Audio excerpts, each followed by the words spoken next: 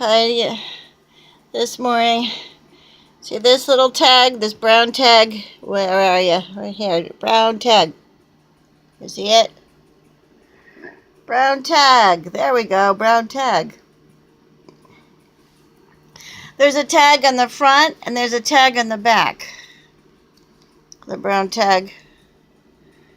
Are you supposed to drape it over your shoulder? I think it's called the scapular, but I'm not sure. Like that. And wear it inside your clothes next to your heart.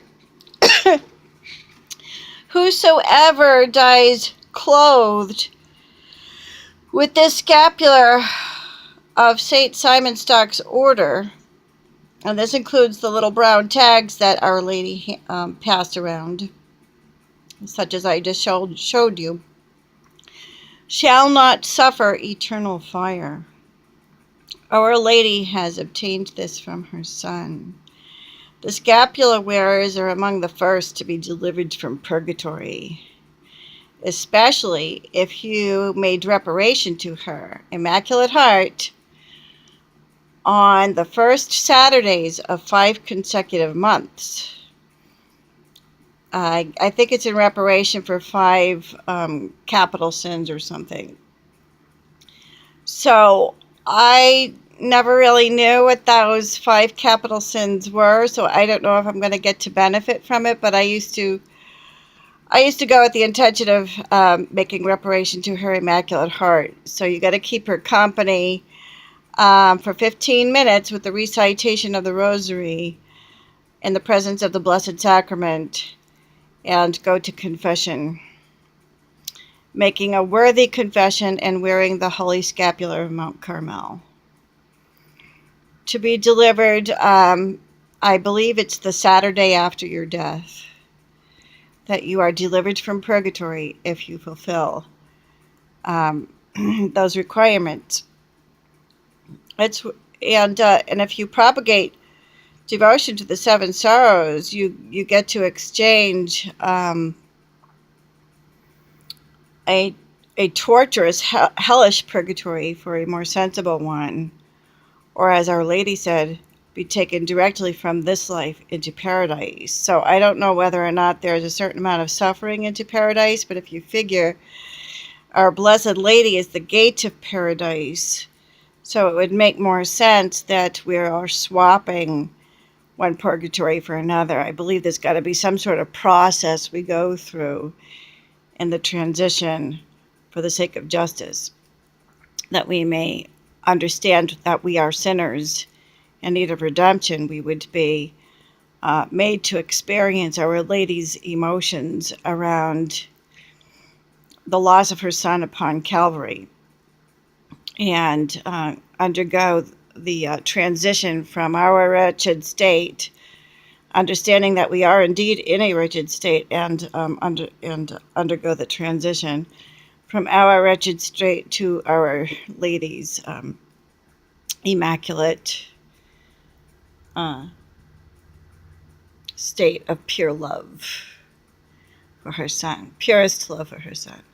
And this is what we get to undergo. So in this sense, we go from this life straight to paradise, because Our Lady is the gate of paradise and Jesus himself is paradise.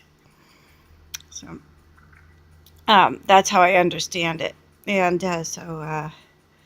but if you wear the Holy Scapular of Mount Carmel, it's extra security, because false devotees of the Blessed Virgin can still drop into hell fire for all eternity. And such as, the man who assaulted me with the Rosary, making a mockery of Our Lady, and tricking me into believing that he was marrying me, when in fact he was just playing a misogynistic, sick joke on me, and then left me in complete isolation to die like a ghost in chains all by myself for an entire year after making his mark. So he had done that and demanded that the tape of the rosary be playing while he was making his mark, and trying to pull one over on me.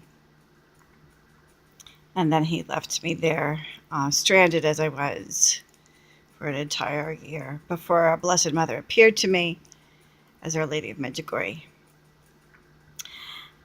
So anyways, wearing the Holy Scapular of Mount Carmel, I guess, is a devotion that our Blessed Mother honors, and I guess that it probably is compared, as very, very often they do compare it in religious life to the blood on the doorposts in Egypt when the Israelites were saved from the wrath of the angel who would smote the firstborn of all the Egyptians. And then they were finally freed in the book of Exodus, and they made their exodus from the land of Egypt. And so this was the brown scapula represents the final exodus, the exodus out of the final plague involving the death of all the firstborn. And therefore the blood over the doorposts foreshadows the ultimate sacrifice of Jesus Christ, the Lord. So why the brown scapular of Mount Carmel? Well, like I said, I believe that it goes back to the story of Elijah when he was upon Mount Carmel, and he was proving the character of God, that God is a God of love and mercy and purity of heart, and not a God of bloodshed. And today the brown scapular becomes more prevalent than ever because we are relying on the pure heart of Our Lady and her true devotion to her Son and his Heavenly Father. We are also relying upon her genuine devotion to humanity, and her maternal care. It's brown. When she appeared in all different shades of brown, and it graduated to white. So the white was, framing her face, although she had the brown habit on her head, and she had like I said, she may have had a white habit on her head, but she had all shades of brown, beginning with dark brown and layers of different tans, tan colors, until white framed her face.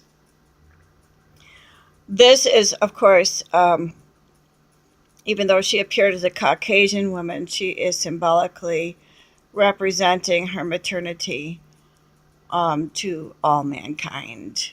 And she does this again as Our Lady of Guadalupe. When she appears to the Aztecs, she embraces the slave race who was conceived in rape, and therefore appears as a mestiza, which is a combination mixed race. The mixed race is as a result of slavery and therefore rape. So she's letting them know that she embraces the offspring of the slave race, and she appeared to tell them to stop sacrificing children upon the altars to the sun god. And this here is still going on today. And so this is why Our Lady of Guadalupe and of Mount Carmel, they are the same woman, with various expressions for towards the same mission. And her missions do vary slightly every time she appears, and this is why she appears in several different ways.